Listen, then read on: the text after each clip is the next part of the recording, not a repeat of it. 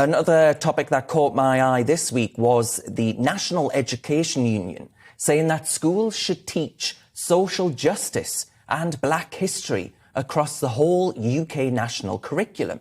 In doing so, they say it would stop incidents like the one with Child Q, the black schoolgirl who was wrongly strip-searched earlier this year, from happening again. So do we need a more diverse curriculum?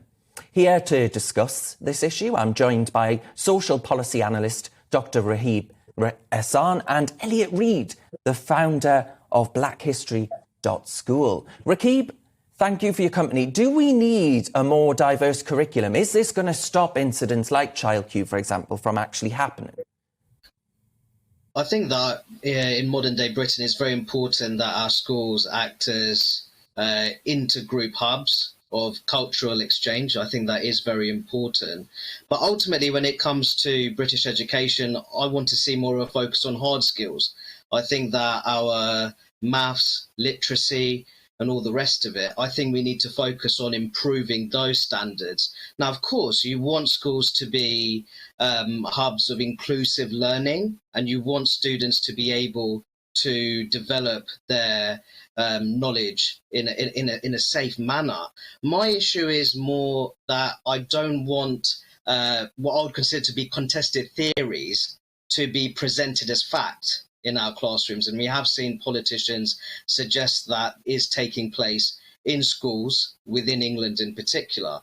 So I think that the discussion is, how do we create schools which ultimately helped pupils from different backgrounds develop those bonds of social trust and mutual respect without presenting theories as fact, which could potentially be divisive within those schools. Elliot, you've heard what Rakib had to say there. In my view, right, there should be no such thing as LGBT history, black history or women's history on the curriculum. To me, and I'm sure to many viewers watching, there is one thing and one thing only, and that's British and world history, right? That's there for all of us, no matter what our skin colour or sexuality, and we should teach that, should we not? I think there's a bit of a misunderstanding of the argument of what's being put forward. As you said, black history is British history. When we look at the ethnic makeup of the UK, 75% of those ethnic minorities are from the descendants of British subjects.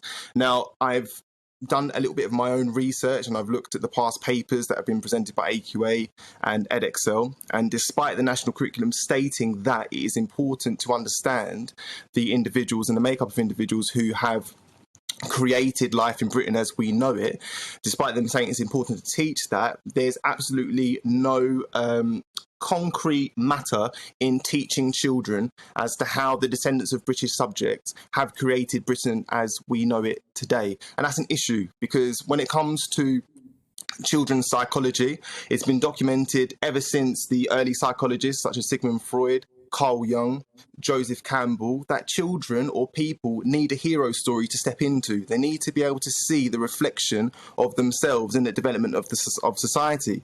It's very, very difficult to talk about an empire which ruled 25% of the Earth's people and not mention India, Jamaica, Hong Kong, the Americas to another degree.